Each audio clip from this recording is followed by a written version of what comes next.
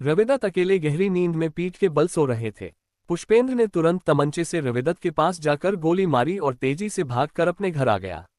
अगर वीडियो पर पहली बार आए हो तो प्लीज वीडियो को लाइक और चैनल को सब्सक्राइब कर बेल आइकन जरूर दबाएं, जिससे हमें भी मोटिवेशन मिले और हम आपको अच्छी स्टोरी कहानी सुनाते रहे। नमस्कार, आदाब, सत श्री अकाल। एक सच्ची घटना जो मध्य प्रदेश के शहर ग्वालियर के थाना थाटीपुर के थाना प्रभारी R.B.S. विमल 5 अगस्त की रात करीब 3 बजे इलाके की गश्त लगाकर थोड़ा सुस्ताने के मूड में थे। तभी उनके पास किसी महिला का फोन आया। महिला ने कहा, सर, मैं तृप्तिका से बोल रही हूँ। मेरे पति रविदत्त शर्मा का मर्डर हो गया है। उनकी गोली मारकर हत्या कर दी गई है। इतना कहने के बाद महिला सिसकने लगी। अपना नाम तक नहीं बता पाए।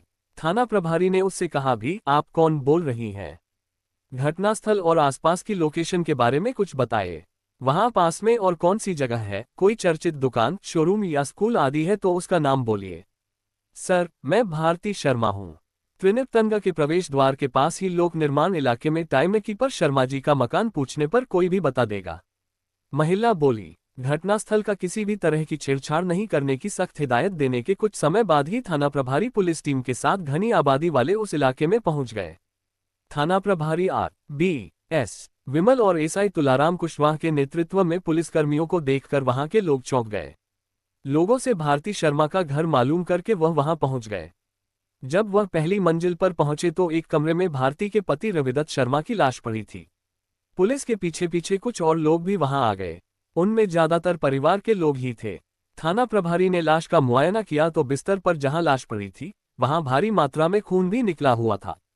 उनके पेट में गोली लगी थी, मुंह से भी खून निकल रहा था। लाश की स्थिति को देखकर खुद गोली मारकर आत्महत्या का भी अनुमान लगाया गया, किंतु वहां हत्या का न कोई हथियार नजर आया और न ही सुसाइड नोट मिला। घर वालों ने बताया कि उन्हें किसी ने सोते वक्त गोली मारी होगी। हालांकि इस बारे में सभी ने रात को किसी भी तरह का शोरगुल सुनने से इनकार कर दिया। थाना प्रभारी ने मौके पर फोरेंसिक टीम भी बुला ली। पुलिस को ये बात गले नहीं उतरी। फिर भी थाना प्रभारी ने हत्या के सुराग के लिए कमरे का कोना कोना छान मारा। उन्होंने घर का सारा कीमती सामान भी सुरक्षित पाया। इसका मतलब साफ था कि बाहर से कोई घर में नहीं आया था। अब बड़ा सवाल ये था कि जब बाहर से कोई आया ही नहीं तो रविदत्त को गोली किसने मारी? फोरेंसिक एक्सपर्ट अखिलेश भार्गव ने रविदत्त के पेट में लगी गोली के घाव को देखकर नजदीक से गोली मारे जाने की पुष्टि की। जांच के लिए खोजी कुत्ते की मदद ली गई। कुत्ता लाश सूंघने के बाद मकान की पहली मंजिल पर चक्कर लगाता हुआ नीचे बने कमरे से आ गया। वहां कुछ समय घूमकर बाहर सड़क तक गया, फिर वापस बेडरूम में लौट आया। बेड के इर्द गिर्द ही घूमता रहा। उसने ऐसा 3 बार किया। फिंगरप्रिंट एक्सपर्ट की टीम ने बेडरूम सहित अन्य स्थानों के सबूत इकट्ठे किए। इन सारी कार्रवाई के बाद शव को पोस्टमार्टम के लिए भेज दिया गया। साथ ही धारा 302/34 के तहत अज्ञात के खिलाफ हत्या का मामला दर्ज कर लिया गया।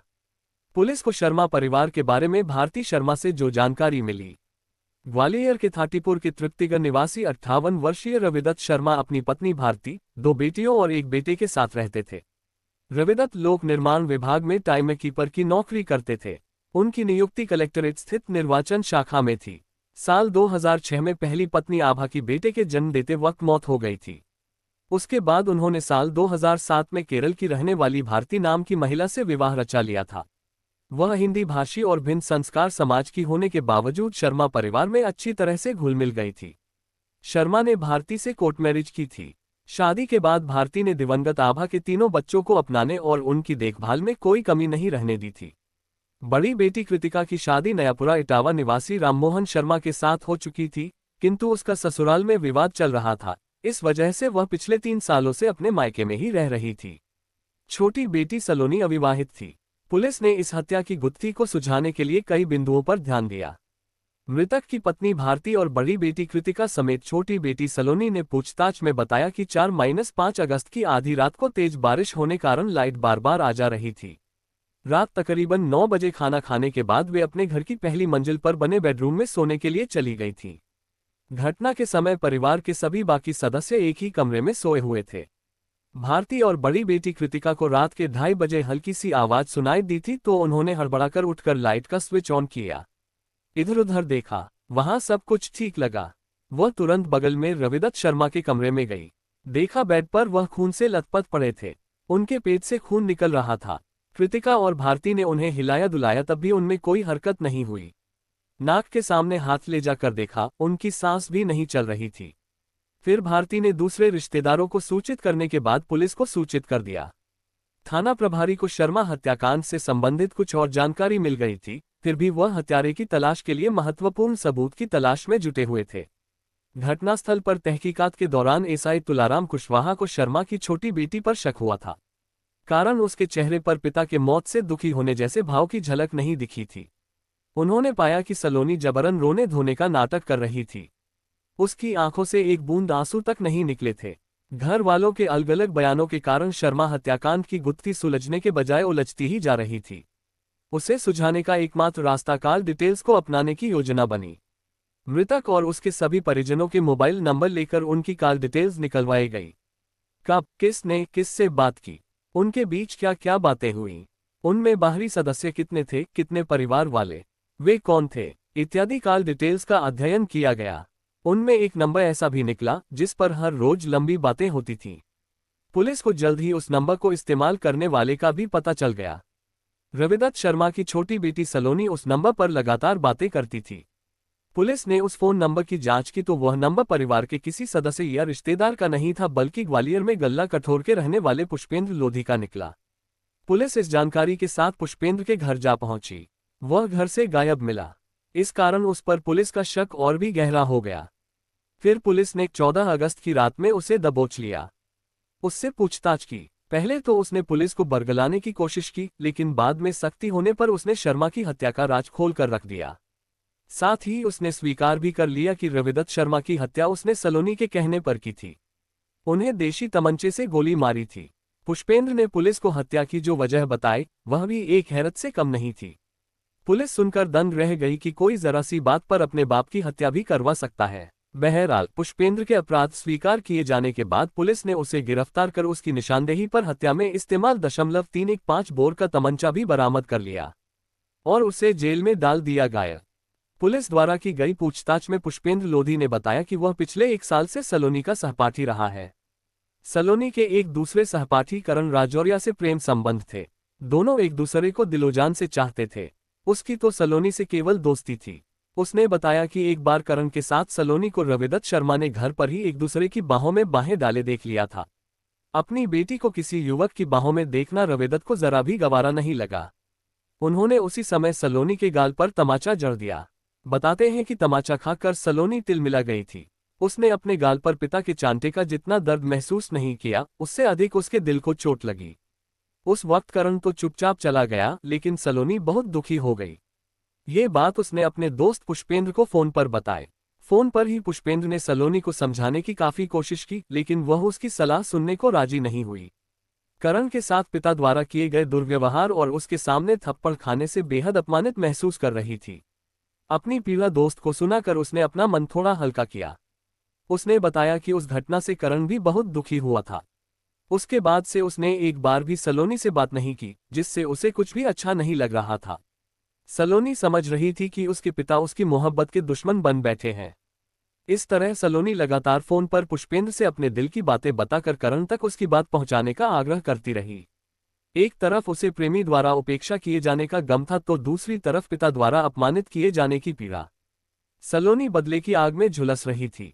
उसने पिता को ही अपना दुश्मन समझ लिया था। कुछ दिन गुजरने के बाद एक दिन पुष्पेंद्र की बदौलत सलोनी की करण से मुलाकात हो गई।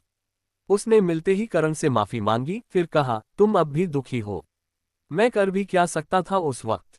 करण झेपते हुए बोला, सारा दोष पापा का है, उन्होंने तुम्हें बहुत भला बुरा कहा। सलोनी बोली, तुम्हें भी तो थप्पड़ जड़ दिया, कम से कम वह तुम्हारी राय तो जान लेते एक बार। करण बोला, यही तकलीफ तो मुझे है। आव न देखा ताव, सीधे थप्पड़ जड़ दिया। माँ रहती तो शायद ये सब नहीं होता। माँ सब कुछ संभाल लेती। कहती हुई सलोनी की आंखें नम हो गईं। कोई बात नहीं, मैं उनसे एक बार बात कर लूं। करण ने सुझाव दिया। अरे कोई फायदा नहीं होने वाला, दीदी को लेकर वह हमेशा गुस्से में रहते हैं। दीदी की मर्जी से शादी नहीं हुई थी, नतीजा देखो, उसका घर नहीं बस पाया। न पति अच्छा मिला और न ससुराल। 3 साल से मायके में हमारे साथ बैठी है।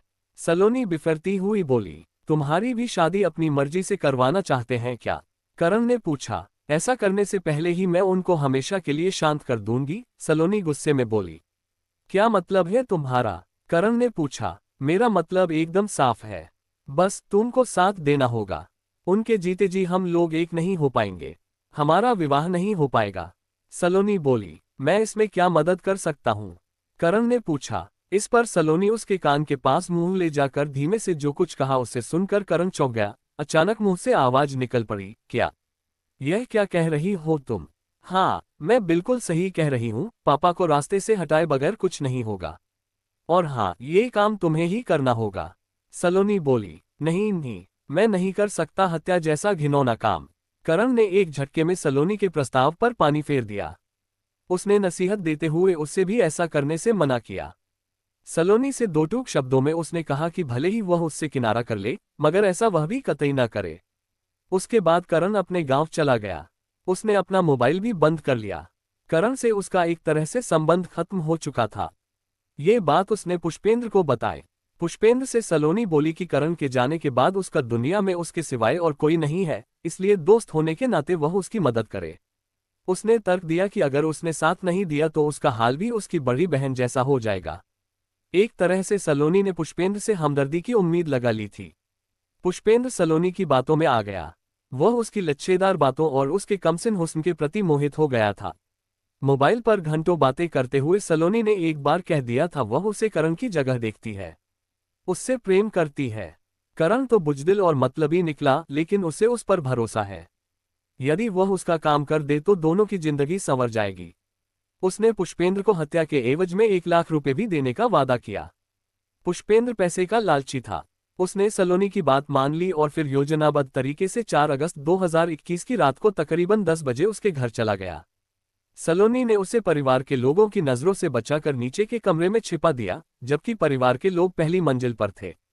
कुछ देर बाद जब घर के सभी सदस्य गहरी नींद में सो गए तो रात के 2:30 बजे सलोनी नीचे आए और पुष्पेंद्र को अपने साथ पिता के उस कमरे में ले गई जहां वह सो रहे थे। रविदत्त अकेले गहरी नींद में पीठ के बल सो रहे थे। पुष्पेंद्र ने तुरंत तमंचे से रविदत्त के पास जाकर गोली मारी और तेजी से भागकर अपने घर आ गया। पुलिस के सामने पुष्पेंद्र द्वारा हत्या का आरोप कबूलने के बाद उसे हिरासत में ले लिया गया। सलोनी को भी तुरंत थाने बुलाया गया। उससे जैसे ही थाना प्रभारी ने उसके पिता की हत्या के बारे में पूछा तो वह नाराज होती हुई बोली, सर, मेरे पिता की हत्या हुई है और आप मुझसे ही सवाल जवाब कर रहे हैं। यहां तक कि सलोनी ने परेशान करने की शिकायत गृहमंत्री तक से करने की धमकी भी दी। थाना प्रभारी B.S. विमल ने जब पुष्पेंद्र लोधी से मोबाइल पर पिता की हत्या से पहले और बाद की बातचीत का हवाला दिया, तब सलोनी के चेहरे का रंग उतर गया।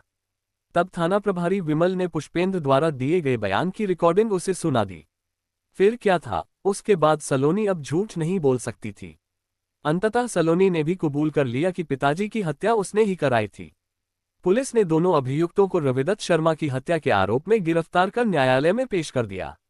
वहां से उन्हें हिरासत में लेकर जेल भेज दिया गया।